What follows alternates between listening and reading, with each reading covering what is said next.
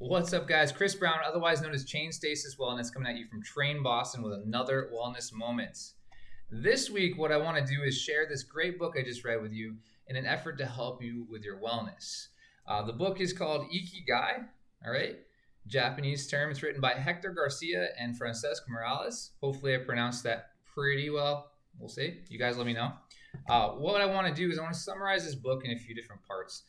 Give some examples of how we can use this information practically, and give some context to the advice given based on what we already know. As you probably already know, no information is absolute, and it also may not resonate with you. But we can learn from every experience in every book, even if we disagree with it, especially if we sometimes disagree with it. So let's dig in. Ikigai is a book. It tries to break down what makes people live long and healthy lives, and it tries to give examples to the reader that we can use to improve our own lives. Ikigai is a Japanese term which loosely means your reason for living. And if you break it down, which the book tries to do, you can find lots of different types of definitions of it and how it can be nuanced. But that's what we're going to use as our term, okay? Now, I have to assume this is barring outside interventions like war, accidents, disease, things that are generally outside of our control. But generally, if you follow this advice, it's going to help you live longer and live better. From my perspectives, the authors believe that the mind is the most important factor in living this long and healthy life, or finding your Ikigai. That's what I took out of it after finishing the book. As a quick aside, in the health world, you may have heard of the term health span versus lifespan. Maybe not. But if you have not, it basically takes into account how well you're doing over your life, not just how long you're living your life. In the training world, we'll say chronological age versus training age. I don't care if you're 20, if you've never lifted any weights. I'd rather have the 15-year-old who's been lifting since they're 12. They're probably going to be a little bit better in the weight room, right? So that kind of makes sense. You want to live a nice, long life rather than living a longer life that's unhappy. No one wants to live a long life and be in pain, unhappy, and lacking motivation, right? That makes sense. So if the person has found their Ikigai, they will live a long health span, right? Everyone's Ikigai is different, and that's good. But it comes down to generally an intersection between finding what you're good at, what you love, what the world needs in your perspective, and what you can be paid for. So the quote, "If you do what you love, you'll never work a day of your life," that comes to mind right away. I believe that was by Confucius originally, but you probably heard a lot of different times, a lot of different people saying that quote. Ikigai just takes this a step further. So you must also be pretty good at what you're doing, be able to make a living off of it, or at least be able to live with what you're getting from it. And you need to feel as though you're providing something to people that they need, right? Essentially, you got to be meaningful to yourself, to others around you, and the world as a whole, and be happy while doing it or while working on getting better at it, simply for the sake of wanting to be better, okay? That's important. It needs to come from inside. This is clearly a process that takes time to discover, but just like fitness, nutrition, mental wellness, it's never too late to start improving. Your brain is just like a muscle. You need to exercise it to keep it healthy, and it will grow for you for your entire life if you challenge it. The spirit can be seen the same way, albeit that's a little bit harder to quantify, so we'll let you decide how you feel about that on your own. So on chapter 2, this book really gets into Ikigai and starts to talk about what you could try to do to find your Ikigai, right? The first thing it gets into is this quote, "active mind, youthful body." So your mind builds pathways to make life easy, right? We do a skill, and then we practice the skill, right? And it keeps doing the same thing and makes it stronger. Learning new skills can be complicated. First, you need to consciously do the new skill in small parts. So you need to do A, B, and C all actively apart from each other. Then you can put those parts together. A, B, C becomes one thing. And then finally, subconsciously, all these parts come together as one cohesive task, and you don't need to think about it. It requires less energy at that point. In the beginning, it takes a lot of time and energy. Once you get there, though, your brain wants to repeat that same thing over and over and over again to make the task even easier, to conserve energy and streamline survival. That's really what we always care about in our brains without even knowing it. But once you get there, your brain no longer needs the work. So that's good, but it will stop growing. It will stop being challenged. A great analog to this is muscle fibers. If you load them heavy, they'll grow.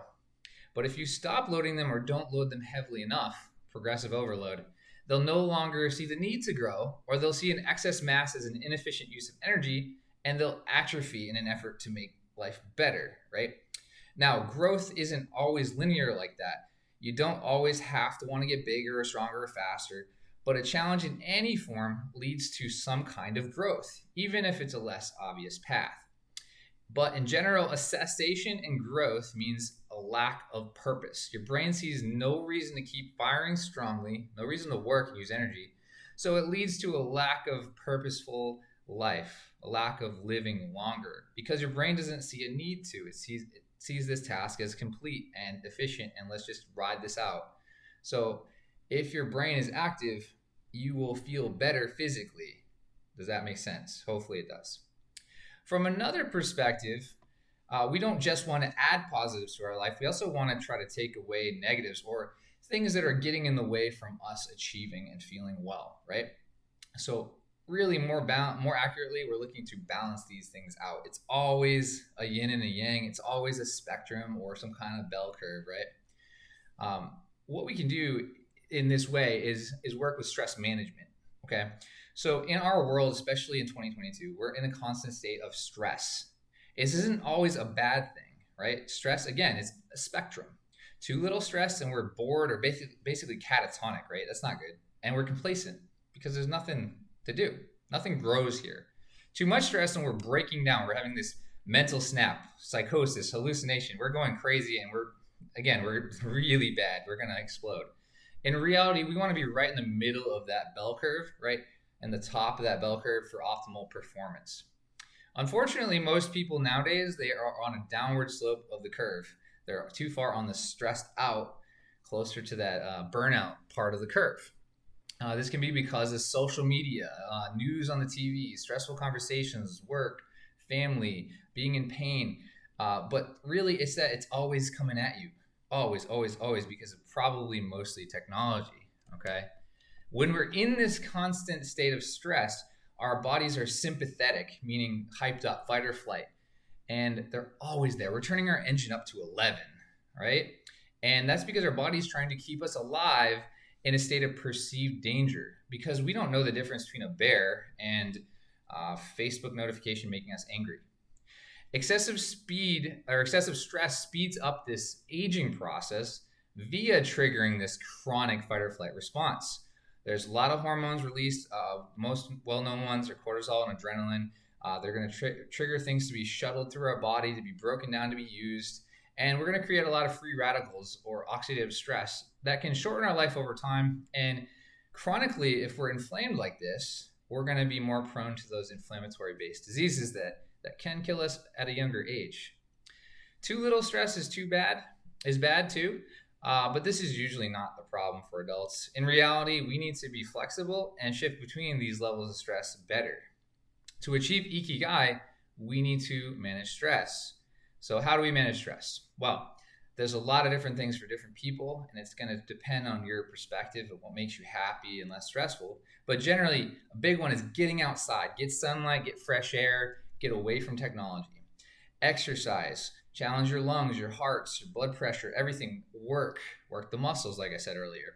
Have fun, laugh, interact with others socially, get outside, talk to new people, get proper sleep, work on your respiration and breathing, eat proper nutrition, and be mindful of your routine and what you're doing that's going to add to stress or take away from stress. So what I want you to do right now, if you can, is pause this video and write down your whole daily routine. You're gonna find that you're probably doing more things that are causing stress than things that are alleviating stress. I promise you will find time to insert these things to help manage stress, as long as you take away the things that are stimulating you for stress, i.e. scrolling through your phone or on your computer or checking emails too often or staying up late, etc. Okay. Once you unpause this video and you put some stuff in there, you'll start to realize that you probably have more stress triggers than you might have thought. The last part I want to touch on today is we need to work on our perceptions and our beliefs. I like to say this a lot: physiology drives psychology, but the opposite is true as well. So if you're in a bad mind state and you constantly have a negative mindset, or you're often blaming others or putting them down, that will bleed into your physiological well-being as well.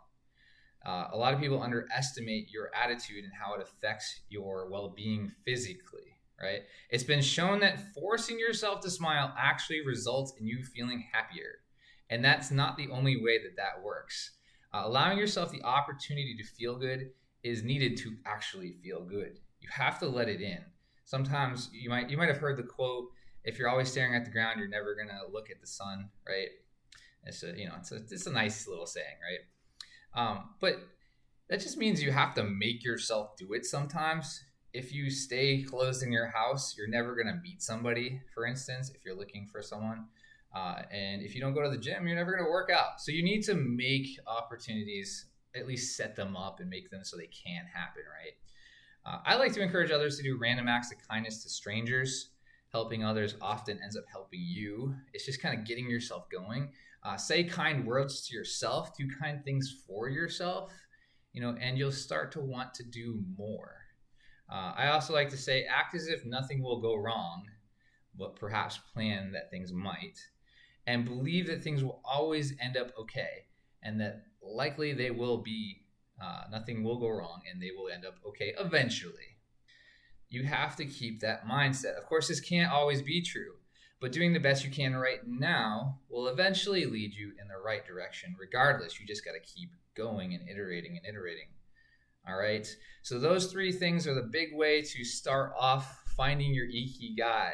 Remember, we want to have a good mindset. We want to have a active mind, a youthful body, right? And we need to manage stress. Okay. So until next time, I hope you guys enjoyed this. Keep an eye out for part 2 later next week. And if you enjoyed this, like and subscribe to get that notification. Okay. Until next time, thank you and be well.